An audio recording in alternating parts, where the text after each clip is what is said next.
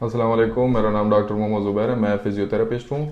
आज का जो हमारा टॉपिक है वो है effect of jump and pump exercises on lymphatic system, यानी लिम्फेटिक सिस्टम पे जंपिंग का क्या असर पड़ता है। तो लिम्फेटिक सिस्टम सर्कुलेटरी सिस्टम का वो पार्ट है जो हमारे जिस्म से जो वेस्ट प्रोडक्ट्स है, टॉक्सिक मटेरियल्स है, वो रिमूव कर देता है। दूसरा जो उसका फंक्शंस है वो है ऑक्सीजन सप्लाई करना, न्यूट्रिएंट सप्लाई करना सेल तक, खुलिए तक ऑक्सीजन और न्यूट्रिएंट्स पहुंचाता है। तीसरा जो सबसे इम्पॉर्टेंट फंक्शंस है वो है इम्प्रूव इम्यून सिस्टम, यानी हमारी इम्यूनिटी बढ़ाता है। तो लिम्फेटिक सिस्टम का ये जो थर्ड पार्ट है ये बहुत अहम है, यानी हम अपनी इम्यूनिटी को हम कैसे बढ़ाएं, तो वो हमने लिम्फेटिक सिस्टम को इम्प्रूव करना होगा। असल में जो हमारे जिस्म में एक ब्लड है और एक लिम्फ है।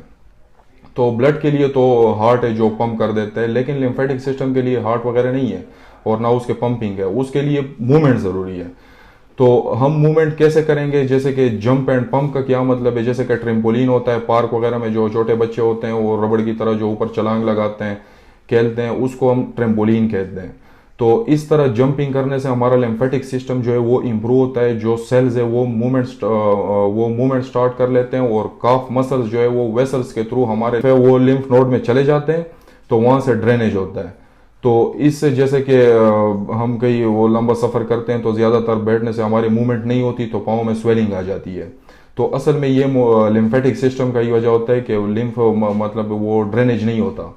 तो इसके लिए जंप एंड पंप, जैसे कि हम लिम्फेटिक सिस्टम को हम एंटी ग्रेविटी लिम्फेटिक मूवमेंट कैसे होती है, एंटी ग्रेविटी लिम्फेटिक मूवमेंट ऐसे होती है जैसे कि हम ट्रेम्पोलिन पे जंपिंग करते हैं, तो वहाँ से हमारे सेल्स मूवमेंट स्टार्ट कर लेते हैं, और काफ मसल जो है वो वेसल्स के थ्रू लिम्फ को ऊपर लिम्फ नोड तक लेके जाते हैं और वहाँ से ड्रेनेज होता है। तो इससे हमारी इम्यूनिटी भी बढ़ती है, और जो मतलब जो सेल्स तक जो न्यूट्रिएंट्स और ऑक्सीजन सप्लाई करते हैं वो भी सही तरीके से होता है, और उसके बाद जो वेस्ट प्रोडक्ट्स है वो भी सही तरीके से ड्रेनेज होता है।